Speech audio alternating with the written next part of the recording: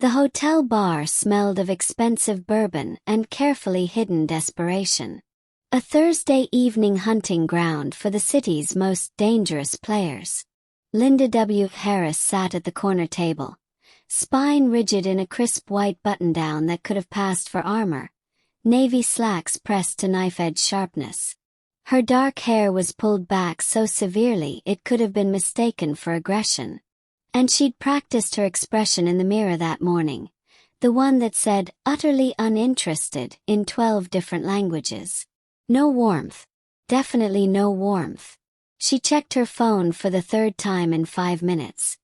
Her colleague Diane had set up this blind date, and Linda had agreed only to stop the relentless pestering. After 2 years of rebuilding her life from the ashes of identity theft and one spectacularly devastating betrayal by a man who'd erased her existence before disappearing into witness protection, Linda had developed a foolproof strategy. Be so cold, so professional, so aggressively uninteresting that he'd leave within 10 minutes. If a man couldn't handle her deliberate rejection, he didn't deserve a second glance. Or something like that. Mostly, she just wanted to survive the next hour without another person trying to fix her. The door opened and Linda glanced up, expecting to see some corporate middle manager in business casual. Diane's usual type she tried to push on her. Instead, a man in an impeccably tailored black suit walked in. The kind of suit that didn't whisper money, it demanded respect through silence. He was tall with dark hair slicked back with precision, and a neck tattoo barely visible above his collar. He moved with the lethal confidence of someone who'd never had to ask permission for anything in his life. Linda watched him scan the bar, probably looking for some eager socialite he was supposed to meet. Their eyes met. He smiled, slow, predatory, dangerous, and walked directly toward her table. Linda. His voice was dark silk wrapped around steel, suggesting either too many calculated kills or too much carefully controlled violence. I'm Caleb M. Oliver. Diane said you'd be the one trying hardest not to be noticed. Linda's throat went dry. This couldn't be right. Diane had described her blind date as someone who appreciates strong women and doesn't scare easily. This man looked like he collected fear the way other people collected wine. I think you have the wrong table, Linda said, her voice colder than she felt. Professional. Distant. The tone that had ended 3 potential relationships before appetizers arrived. Caleb didn't move. Didn't even blink. Just stood there studying her like she was a puzzle he'd already decided to solve. No, he said finally, pulling out the chair across from her without asking permission. I'm exactly where I'm supposed to be. Linda's instincts, the ones that had been honed through 8 months of proving she wasn't a criminal, through court hearings and credit disputes and systematically rebuilding an identity someone else had stolen, screamed at her to leave, to walk out of this bar and never look back. But she'd promised Diane 1 drink. 1 single drink. And then she could disappear back into her carefully constructed fortress of solitude. Diane mentioned you were recently single, Linda said, deliberately keeping her gaze on her water glass instead of his face. Disinterested. Bored. The performance she'd perfected. Diane says a lot of things, Caleb replied, and there was amusement in his voice now. Dark amusement. She also said you'd try to freeze me out in under 5 minutes. Told me you had a whole strategy. He leaned forward slightly, and Linda caught a glimpse of something that looked like a shoulder holster beneath his jacket. So let's be honest. You don't want to be here. And I only came because I owed Diane a favor after she kept her mouth shut about something that could have gotten complicated. Linda finally looked up, met his eyes. They were darker than she expected. Calculating. The kind of eyes that had witnessed things people like her prosecuted in courtrooms. Then we're both wasting each other's time. Maybe. Caleb's smile widened just slightly. But now that I've seen you trying so hard to make me leave, Linda W. Harris. He settled back in his chair like he owned it. Like he owned the entire bar. I think I'll stay.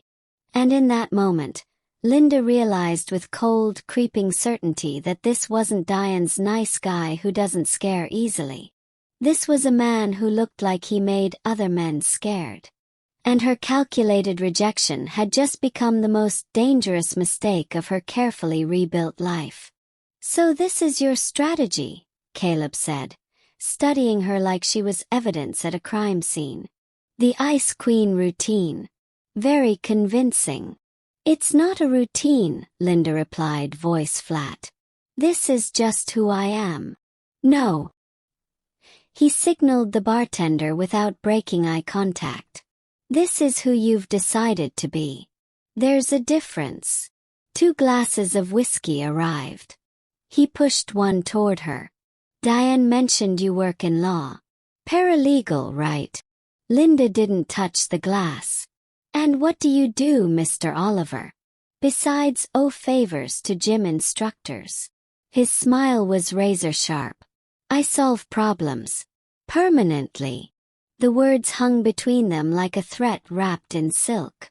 Linda should have been terrified. Instead, she felt something far more dangerous. Curiosity. "That's impressively vague. I could say the same about your entire effect right now." Caleb leaned back, utterly relaxed. "Most people try too hard to be liked. You try too hard not to be. I find that fascinating. Maybe I just have high standards. Maybe you're terrified of being disappointed again." He took a slow sip of whiskey, watching her process the accuracy of his observation. "Someone broke you. Badly. And now you've turned yourself into a fortress with a no trespassing sign and armed guards." Linda's jaw tightened. "That's presumptuous. That's observant." Caleb's voice dropped lower. "I recognize the architecture, Linda. I built something similar myself. Except mine has actual armed guards." She finally reached for the whiskey, buying herself 3 seconds to think. The burn helped. "This might be the worst blind date psychology I've ever experienced." "Good thing this isn't a date then." His eyes held hers. "You made that very clear with your posture, your expression, and the way you've angled your body toward the exit since I sat down. And yet you're still here. Because you're not boring." Caleb's smile turned predatory again. "Everyone else at this bar is performing, laughing too loud, trying too hard, pretending they're someone they're not. You walked in here planning to fail on purpose. That takes a special kind of damage. You're assuming I'm damaged.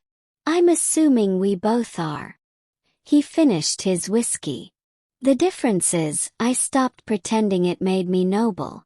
You're still in the martyrdom phase." Linda felt her carefully constructed walls crack just slightly.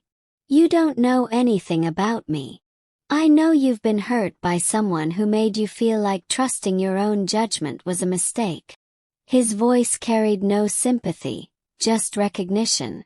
"I know you'd rather be alone than risk that again. And I know," he stood, buttoning his jacket, "that you're going to think about this conversation for the next 3 days and hate yourself for it." She watched him pull out a business card, place it on the table. "When you're done pretending you're not interested in what I represent," Caleb said, "call me. We'll have a meeting. Not a date. You have my word."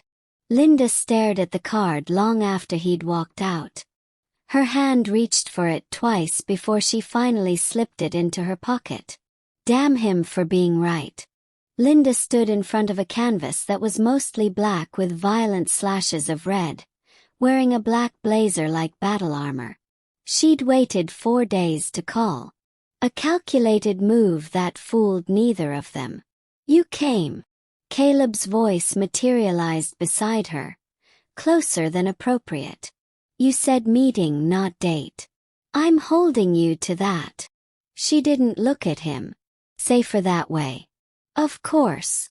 He stepped forward, studying the painting. What do you see? Aggression. Violence. Someone's therapy bill. His laugh was low, genuine.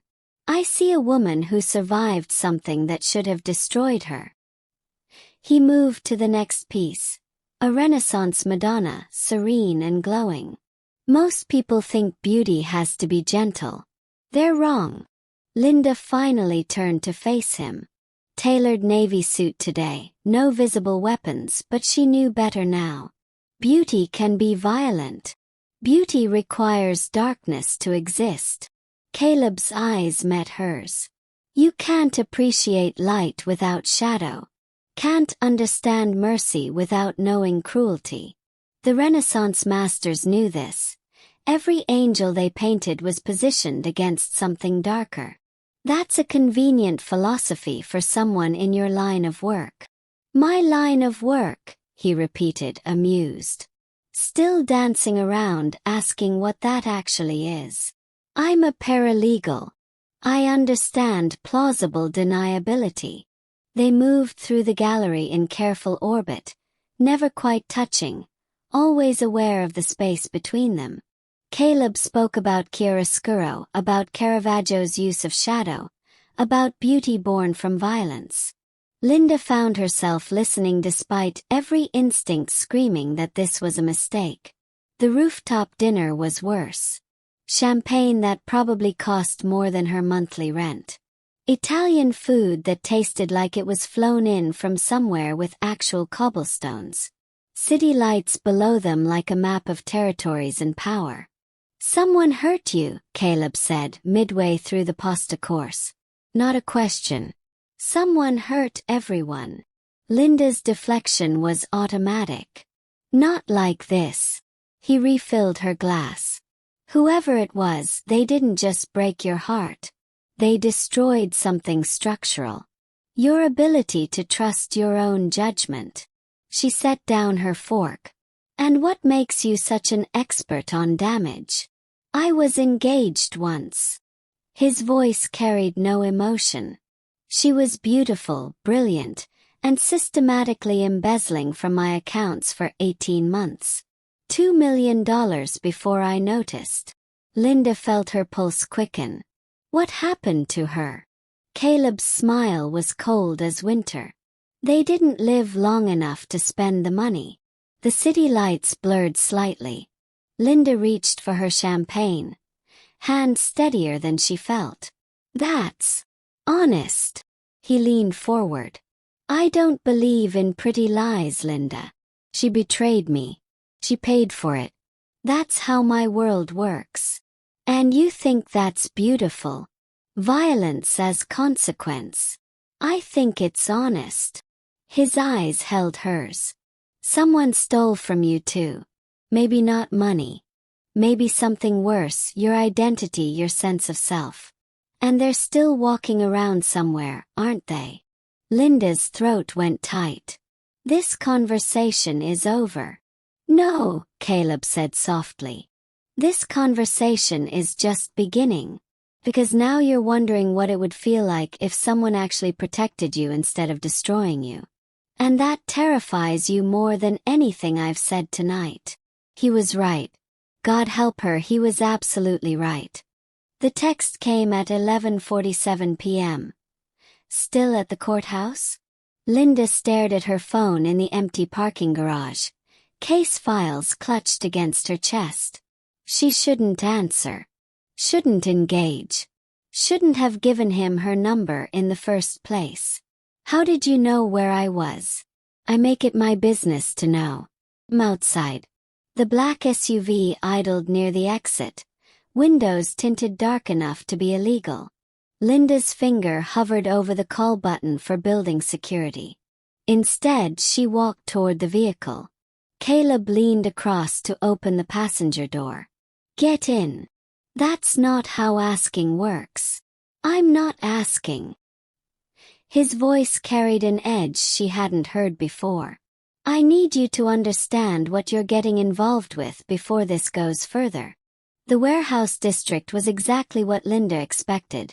Industrial darkness, water lapping against concrete, the kind of place where screams wouldn't carry. Caleb parked beside a building that looked abandoned until she noticed the cameras. The armed men in the shadows. "You wanted honesty," Caleb said, killing the engine. "This is honest." They walked through a side entrance.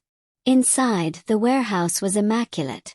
Organized chaos of wooden crates, men in expensive suits conducting inspections, the metallic scent of weapons and money. Everyone stopped when Caleb entered. Nodded. Returned to work with military precision. Linda watched a transaction unfold. Cash exchanged, shipment verified.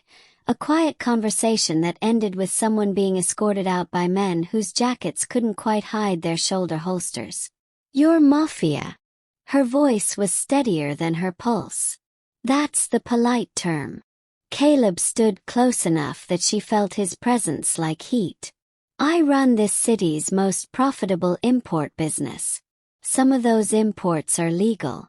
Most aren't. The violence you're imagining. It's real. The moral compromises. Dilly. The blood." He met her eyes. "On my hands, so it doesn't have to be on theirs." Linda processed this with the same clinical detachment she used in court. Horror, yes. Fascination, disturbingly. Surprise.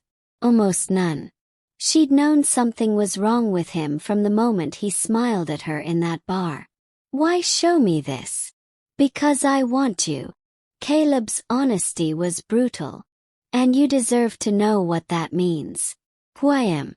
What choosing me would make you." The warehouse hummed around them.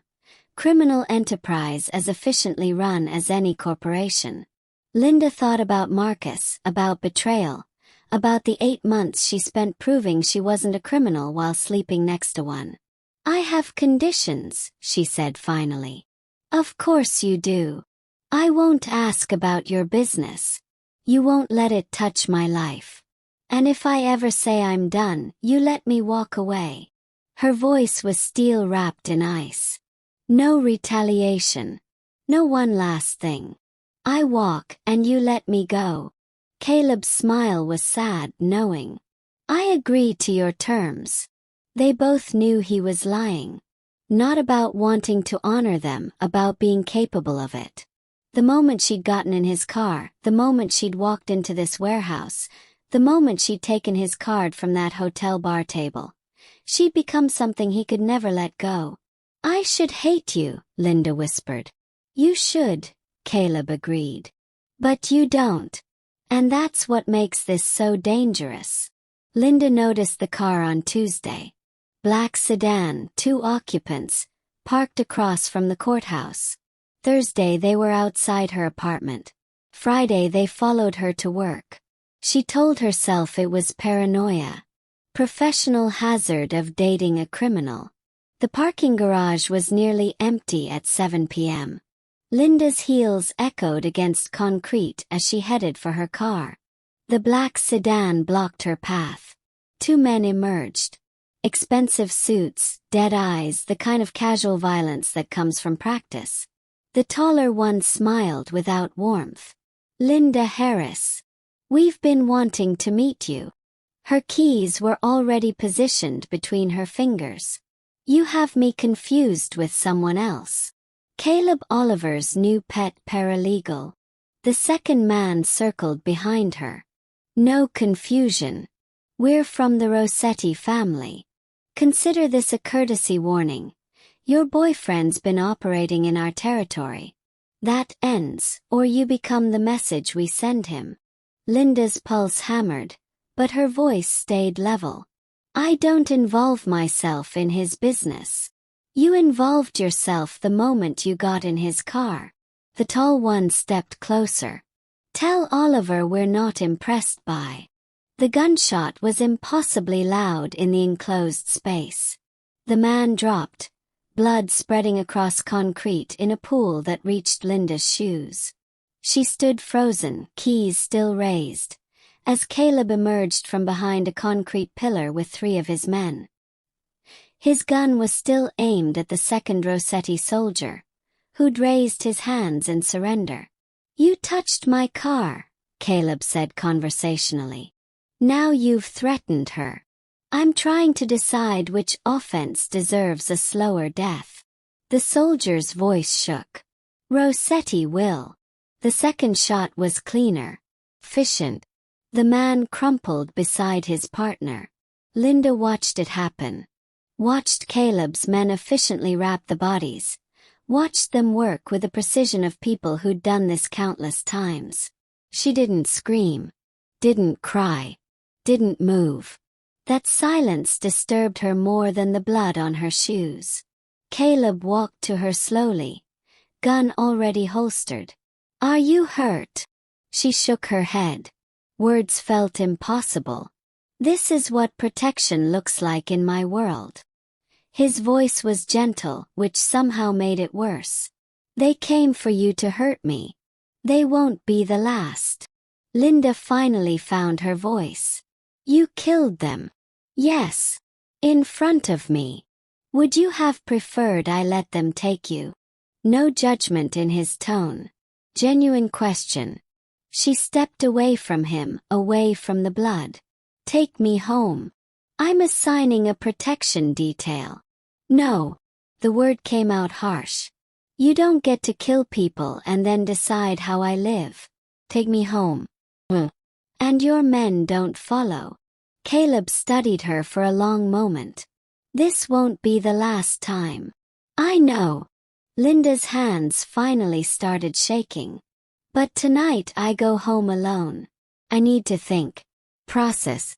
To figure out if I can live with what I just watched you do." He drove her in silence. Walked her to her door. Left without argument. Inside, Linda stood in her shower fully clothed, watching pink water circle the drain, and wondered at what point witnessing murder became complicity. The answer terrified her. The moment she'd stayed silent. The Oliver estate looked like old money and older violence. Stone facade, manicured grounds, security cameras disguised as garden lighting. Linda wore black again. Armor had become her signature. "My brother insisted on meeting you," Caleb said, helping her from the car. "I should warn you. Vincent makes the Rossetti soldiers look friendly." The dining room was obscene. Crystal chandeliers, oil paintings of dead patriarchs, a table that could seat 20. Only 3 places were set. Vincent Oliver was younger than Caleb by perhaps 5 years, but carried twice the malice. Slicked back hair, expensive suit, eyes that calculated her worth and found it lacking before she'd even sat down. "So you're the paralegal." He didn't offer his hand. "Caleb's been keeping you remarkably quiet." Linda Harris. She matched his coldness degree for degree. "And I prefer to remain quiet." "How convenient." Vincent poured wine without asking if she wanted any. "Our mother, God rest her, would have despised you. Wrong background, wrong profession, wrong everything." "Vincent." Caleb's voice carried warning. "What?" "I'm being honest." Vincent's smile was surgical. "She's a civilian, Caleb. A liability wearing a nice blazer." Dinner was psychological warfare disguised as Italian cuisine. Vincent catalogued Linda's inadequacies between courses. Her middle-class upbringing, her modest apartment, her embarrassingly legal career. Caleb's jaw tightened with each comment, but Linda had survived worse interrogations in courtrooms. "Excuse me," she said finally, standing. "Restroom." Vincent followed her into the hallway 30 seconds later. Cornered her near a portrait of their deceased mother. "Let me be clear," he said, voice low and venomous. "You're a liability. He'll get you killed protecting you, or you'll get him killed being weak. Either way, you don't belong in this family. Leave now while you still can." Linda met his eyes without flinching. "And if I don't? Then you'll disappear, And Caleb will never know if you left or if someone made that choice for you. Vincent. Caleb's roar echoed through the hallway. He grabbed his brother by the collar, slammed him against the wall. You threaten her again. Vincent shoved back. The fight was immediate, brutal. Years of brotherly resentment exploding into violence. The vase shattered. Blood appeared on Caleb's lip. Stop! Linda's voice cut through the chaos like a blade. I didn't. I said stop or I start making calls.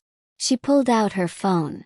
Touch him again, Vincent, and I'll find every illegal asset you've hidden and gift wrap it for the FBI. Every offshore account. Every shell corporation.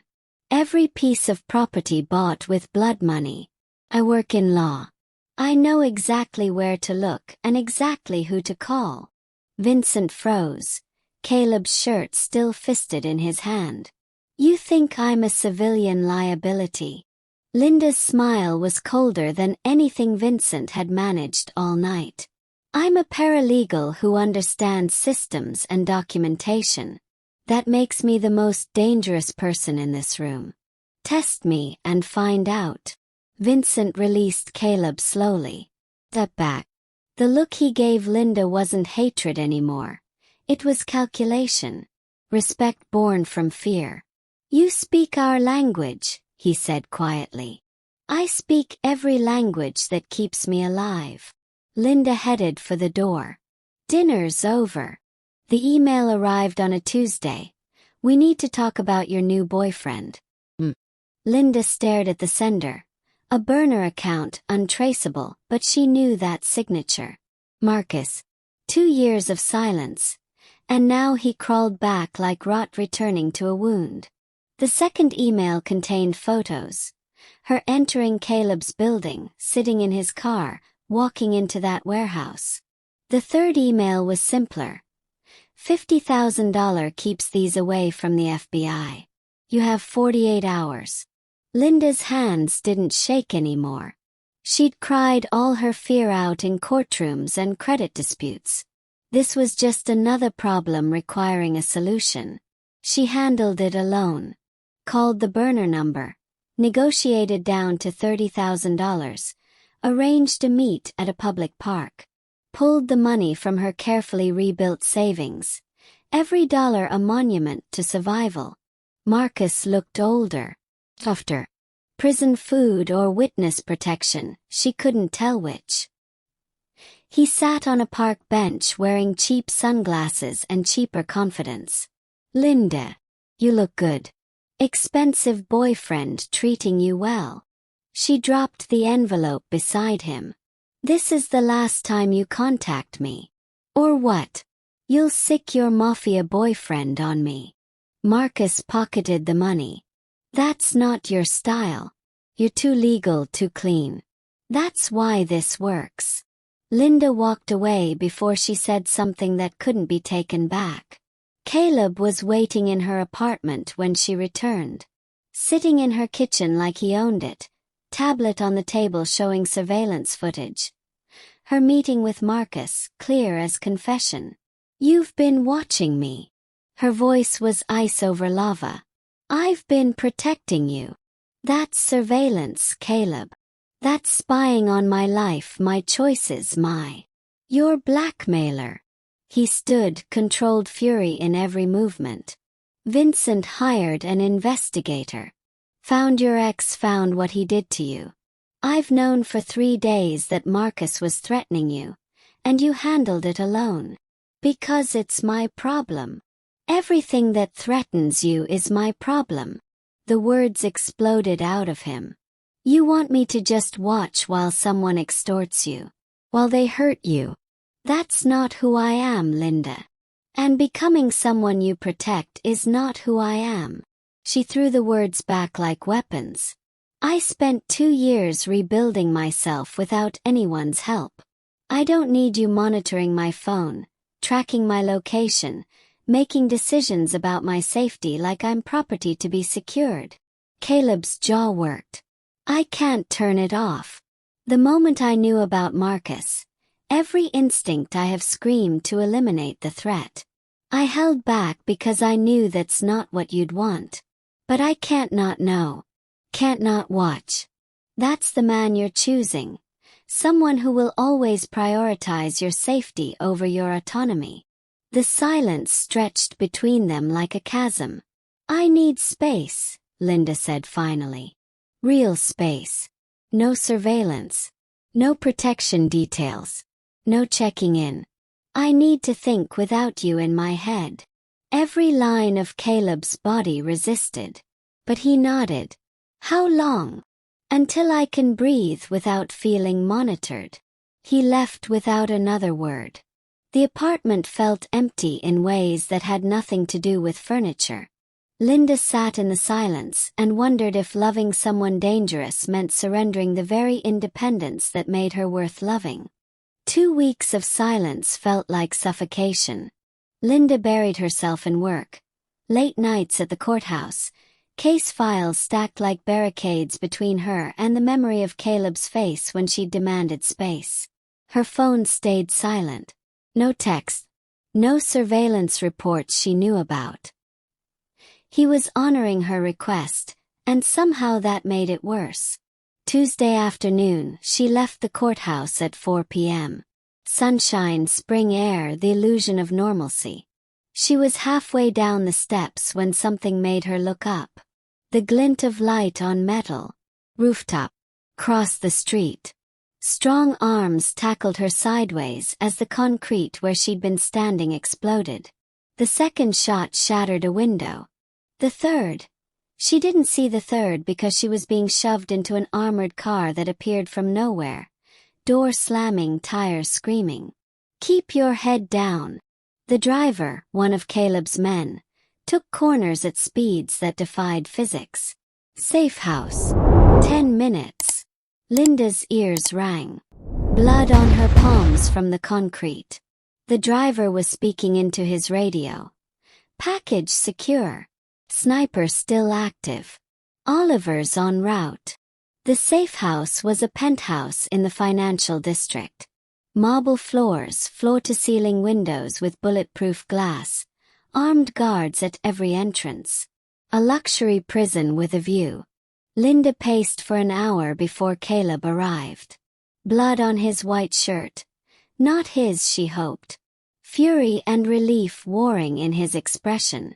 Vincent set this up. He didn't touch her, though his hands flexed like he wanted to. He leaked your location to the Rossetti family. He's trying to start a war using you as the catalyst. Why? Her voice sounded distant. Because I chose you over family protocol. Because you threatened him and he can't let that stand. Because in our world, weakness is exploited. Caleb's control was fracturing. They had 3 snipers positioned. If my driver hadn't been following you. You said no surveillance. I said I'd honor your space. I never said I'd let you die for your independence. His eyes were dark with something that looked like anguish. You can hate me for it later. Right now, you're staying here until I've eliminated every threat. Linda sank onto the leather sofa. How long? However long it takes. 3 days passed. Guards rotated shifts. Linda's phone was confiscated. They can track it. And she was trapped with nothing but luxury and the suffocating awareness that refusing protection had nearly gotten her killed. Diane arrived on day 4, escorted by 2 armed men. She took one look at Linda and sat down heavily. You look like hell. I'm in prison. You're alive. Diane's voice was harder than Linda had ever heard it. I vouched for Caleb. Set up that blind date. And now you're caught in a mob war because you're too stubborn to admit you can't survive this world alone. I've always survived alone. And look where that got you. 3 bullets away from a closed casket. Diane gripped her hand. You can be independent and dead, or alive and partnered. Choose, Linda. Because this pride you're clinging to, it's going to get you killed. And I'm not burying my best friend over philosophical principles. Linda stared at the bulletproof windows and finally understood. Survival sometimes requires surrender. Day 6. Linda was reviewing case files the guards had finally allowed when she heard the phone call through the cracked door. One of Vincent's men, voice low but clear. Tomorrow night. Warehouse 7. He'll come alone if we tell him it's about the Rossetti truce. 3 shooters positioned. Linda's blood went cold. Vincent wasn't trying to start a war. He was trying to end Caleb. The choice was immediate and impossible. Warn Caleb and become complicit in whatever violence followed, or stay silent and let him walk into an execution. She stole a guard's car keys during the shift change. Drove to the warehouse district herself. Hands steady on the wheel despite her racing pulse. She'd memorized the route from her first visit, the night Caleb had shown her his world. Vincent was already there, overseeing preparations. He turned when she walked in, surprise flickering across his face before settling into contempt. The civilian. Come to beg for your boyfriend. I came to offer you a choice. Linda pulled out her phone, held it up. I've spent 6 days in your brother's safe house with nothing but time and internet access. Want to know what I found? She swiped through screenshots, bank statements, property deeds, communication logs. Judge Morrison, you paid him $200,000 last year. Day Chen. Monthly retainer documented. The offshore accounts in the Caymans. The shell corporations in Delaware. The construction contracts with forged inspection certificates. Linda's voice was surgical precision. I don't need to shoot you, Vincent. I can destroy you with paperwork. 1 email to the FBI. And every asset you've hidden gets seized. Every official you've bought gets indicted. You'll spend the next 20 years in federal prison while your empire burns. Vincent's gun appeared in his hand. Then I'll kill you before you send it. Already sent. To a lawyer with instructions to release everything if I don't check in every 6 hours. She met his eyes. Kill me and you're finished. Kill Caleb, same result. Or you can take the exile he's going to offer you and disappear with some of your dignity intact. You're bluffing. Try me. Caleb's voice cut through the warehouse. She doesn't bluff. He walked in with 4 men, all armed, but his eyes were on Linda. Calculating. Reassessing. Understanding dawning that she hadn't come to be rescued. She'd come to negotiate. Vincent. Caleb's gun stayed holstered. You have 2 options. Exile with your offshore accounts intact.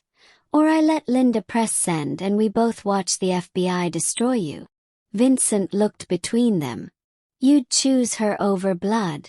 I'd choose survival over pride. So should you.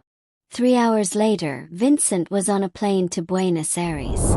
Caleb and Linda stood in the empty warehouse, rain starting to fall outside. You just saved his life, Caleb said quietly. And mine. In my world, that means you're not just protected, you're feared. Is that acceptable? Linda considered. As long as I'm feared for my mind, not your gun. Then we have a partnership. Not a relationship. His smile was genuine for the first time in days. In our world, that's the same thing. She took his hand. Cool. Dangerous. Live. Linda walked into the courthouse Monday morning in a charcoal suit that meant business. Colleagues whispered.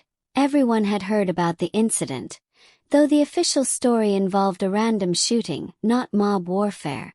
She ignored them all, buried herself in case files until the rhythm of legal procedure felt like absolution.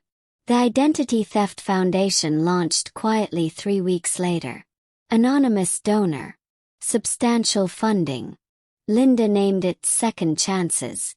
Deliberate irony she'd never explain. She hired 2 lawyers, a victim advocate, and rented office space that didn't scream blood money.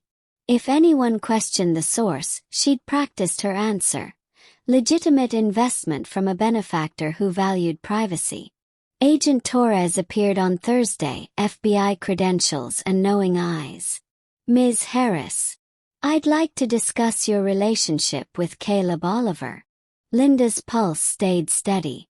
I'm invoking my Fifth Amendment right not to answer questions that might incriminate me. I'm not asking you to incriminate yourself. Just cooperate. Cooperation implies providing information. I'm declining to provide information. There's a difference.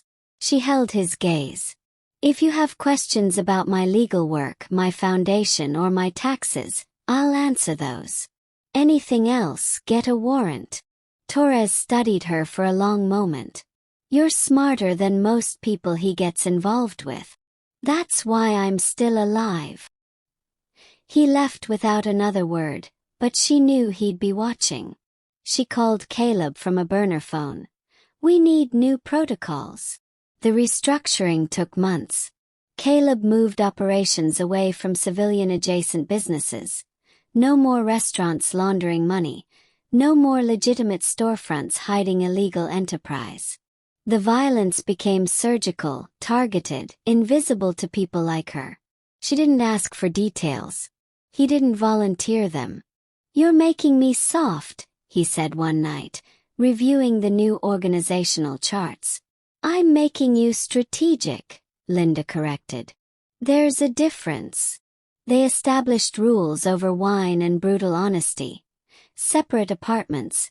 Her independence wasn't negotiable. Shared safe house for emergencies. Honest communication about threats. No surveillance without cause. She attended family events when required. Stayed clear of business operations always. He funded her foundation anonymously.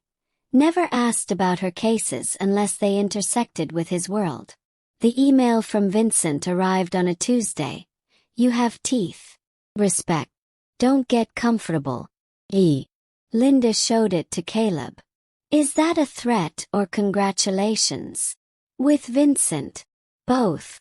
Now, 3 months into their impossible equilibrium, Linda sat in her apartment reviewing briefs for a white-collar prosecution, embezzlement case that happened to involve a rival family's shell corporation. Legitimate legal work with convenient consequences.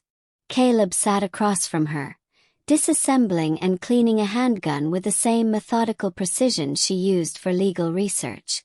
The scene was absurd. Domestic. Terrifying. This shouldn't work, Linda said, not looking up from her notes. Nothing about us should work. Caleb's hands never stopped moving, muscle memory and violence made routine. That's why it does. She finally met his eyes. We're both compromised. We're both surviving. He reassembled the weapon in seconds. You compromised on moral absolutes. I compromised on operational control. The difference is we both chose it consciously. Linda returned to her briefs. That doesn't make it right. No, Caleb agreed, holstering the gun. But it makes it ours. Thank you for watching. If you enjoyed this story, kindly like, subscribe, and share for more stories like this.